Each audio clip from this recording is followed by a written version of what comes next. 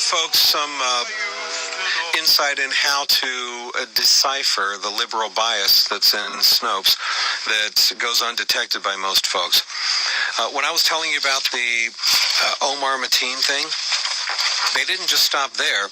They then took the part about him actually being a registered Democrat, and they bent over backwards trying to debate the issue, arguing pretty much the liberal position to somehow suggest, well, yes, he was a registered Democrat, but that doesn't necessarily mean anything because it could be this or this or this or whatever, right? In a way that they would never do if he was a registered Republican.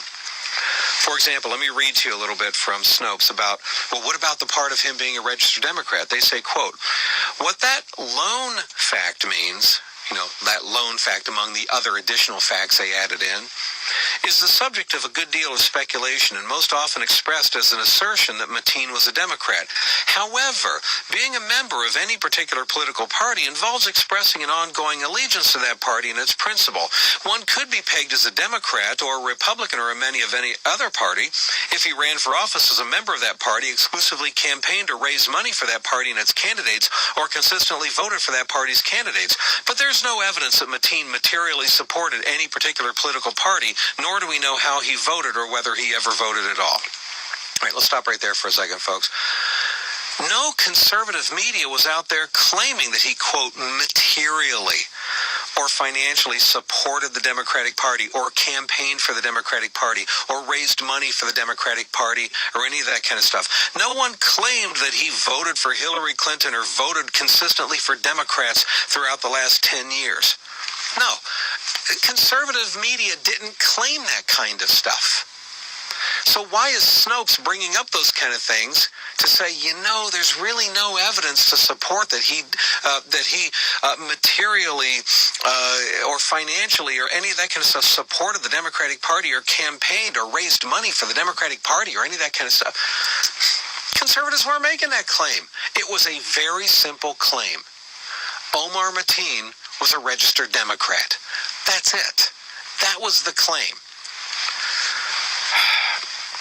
Then, Snopes goes on to say, quote, all we know is that 10 years ago he registered as a Democrat. A voter registration is an imperfect indicator that governs nothing more than which party's primary citizen is eligible to vote in. Certainly some correlation between voter registration and party membership exists, but people also register under a particular party affiliations for a variety of reasons.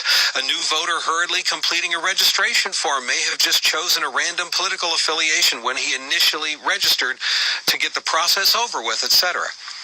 So now here's Snopes basically going, he might have just registered as a Democrat, not even really supporting the Democrats, but just, I just want to hurry up and get through the registration. I'm just going to pick one. I'm just going to flip a coin, close my eyes, heads or tails, eeny, meeny, miny, mo.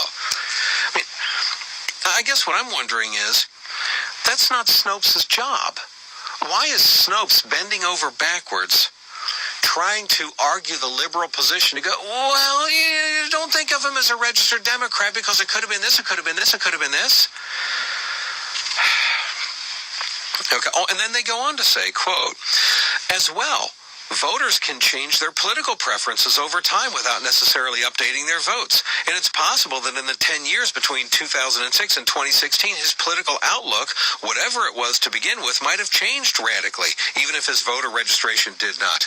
So then Snopes goes so far as to say, well, yeah, he was a registered Democrat, but he could have become a Republican he could be a Republican by now. He could have totally changed and switched. And folks, is all of that possible? Sure, I'm not denying the possibility of this. What I'm saying is that's not Snopes' job to bring up. That's Chris Matthews' job on MSNBC to try to argue that on behalf of the Democrats. That's Rachel Maddow's job to try to argue that stuff.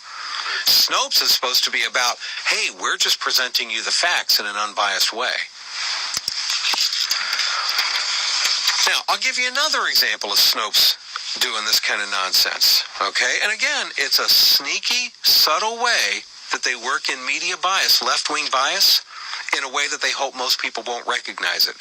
And it has to do with Trump and Russia and the hacking of emails. And the claim that's been put out there by the liberal media that Donald Trump asked Russia to hack into Hillary Clinton's emails. Did Donald Trump ask Russia to hack into Hillary Clinton's emails? What does Snopes say about this? Hang on, I'll share it with you next, and you'll see this is another example of the dishonesty. We'll do that in a couple of minutes.